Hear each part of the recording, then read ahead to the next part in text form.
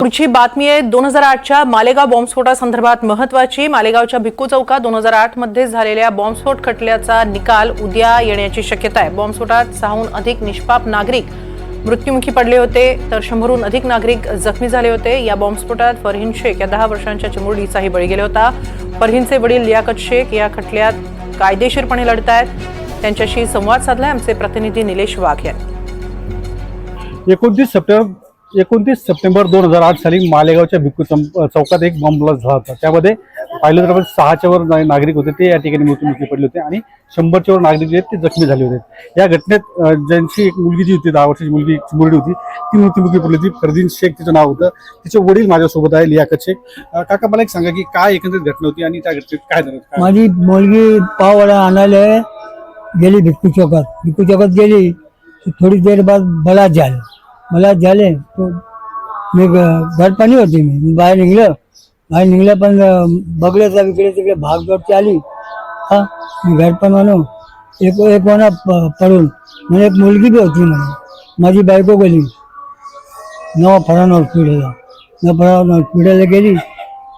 परत म्हणे माझी बायको ते म्हणे आपली मुलगी आहे म्हणे फरहीन शेख लियाकत। का अब मी गेले म्हणे वाडिया पण घेऊन गेले। वाडिया पण मी गेले मला बघून नाही दिले त्यांनी। का तुम्ही नको बघा म्हणे असं सांगितलं। जे अभी कोर्ट पण ते फैसला चालू आहे त्यांना सजा भेटायला पाहिजे। 17 साल झाले, 17 वर्ष झाले अजूनपर्यंत न्याय मिळाला नाही। काय तुम्हाला वाटतं मुलीची आठवण कशी आहे? जब तुम्ही येतो नंतर ताजे होऊन जाते याद म्हणजे असं त्यांना सजा भेटायला पाहिजे किती बी जाणं ते। तुम्हाला वाटतं की 31 तारखेला जो निकाल येतोय तुम्हाला काय वाटतं आणि तुमचा कोर्टावर विश्वास आहे का त्यांना सजा भेटेल? कोर्ट सजा देईल त्यांना, आम्हाला भरोसा आहे कोर्टवर। हां तुमची काय अपेक्षा काय त्यांना सजा मिळाली पाहिजे? त्यांना सजा भेटायला पाहिजे त्यांना। हां किती जाणे त्यांना सजा भेटायला पाहिजे। मन पर साहेब त्यांना धरले ना त्यांना सजा भेटायला पाहिजे। दुसरीकडे जर आपण पाहिलं तर जो मालेगावचा जो बॉम्बस्फोट होता या मालेगावच्या बॉम्बस्फोटामध्ये साध्वी प्रज्ञा सिंग आणि यांच्यासह 7 जे हिंदुत्ववादी नेते विचारसरणीशी निगडीत नेते होते त्यांचा या ठिकाणी समावेश झाला होता।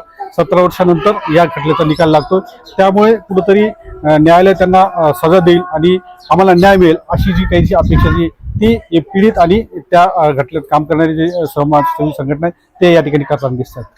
निलेश वाघ, NDTV मराठी, मालेगाव, नाशिक।